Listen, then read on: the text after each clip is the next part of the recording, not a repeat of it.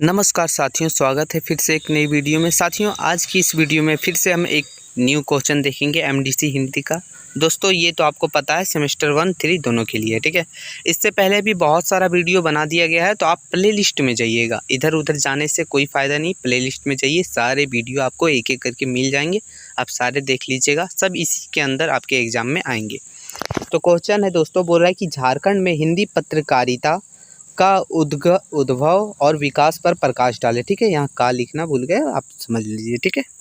चलिए आंसर देखेंगे दोस्तों। आंसर देखिए, बहुत ज़्यादा इंटरेस्टिंग है। आप सिर्फ ध्यान से सुनिएगा, समझिएगा, कुछ कुछ डेटा है याद रखिएगा, ताकि आप एग्ज़ाम में जो है इजीली तरीक़ा से लिख सके। तो ये है आंसर, देखते हैं। बोला कि झारखंड में हिंदी पत्रकारिता की शुरुआत जो है ईसाई मिशनरियों ने की थी। मतलब ईसाई मिशनरी जो हैं, मतलब ईसाइयों ने शुरू की थी। तब उनका उद्देश्य अपने धर्मों का प्रचार प्रसार करना था। उन्होंने इसके लिए पत्रिकाओं का प्रकाशन शुरू किया था। मतलब अपना धर्म के प्रचार प्रसार के लिए जो है उन्होंने जो है हिंदी पत्रकारिता का शुरुआत प्रकाशन किया था। पर इस पत्रिकाओं में केवल बाइबल के संदेश ही नहीं होते थे, बल्कि स्थानीय खबर, सूचना और उसके अलावा जो है देश विदेश के समाचार भी हुआ करते थे।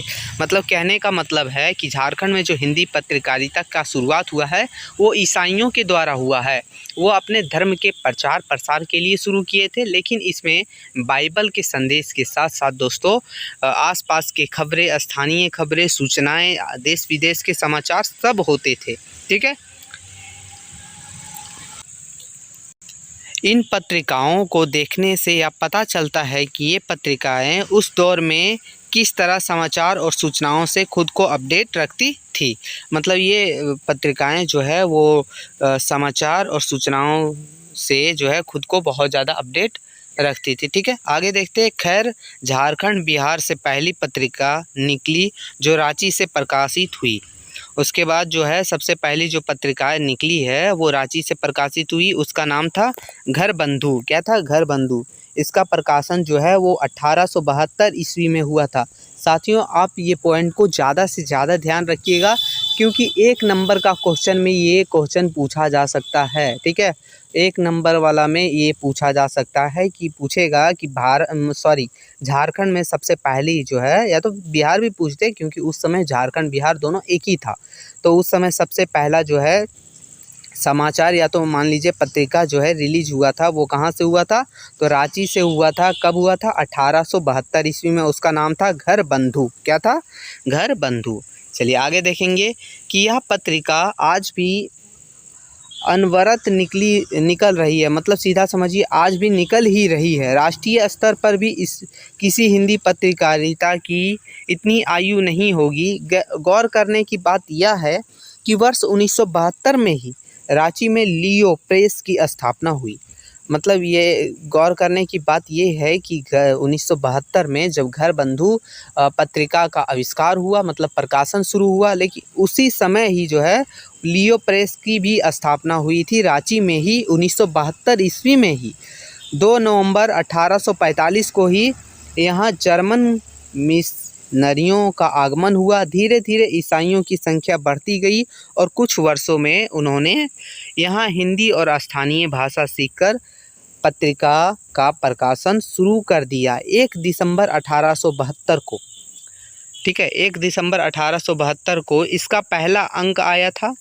पहले यह पत्रिका पाक्षिक थी, बाद में यह मासिक कर दी गई। मतलब पहले जो था ये पत्रिका जो है वो कभी कभी आता था, लेकिन बाद में इसको जो है मासिक कर दिया गया। मतलब हर माह में आएगा, मतलब हर मंथ में, ठीक है।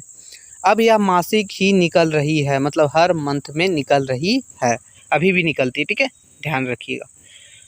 फिर देखिए क्या है कि पहले इस पत्रिका का टैग लाइन क्या था?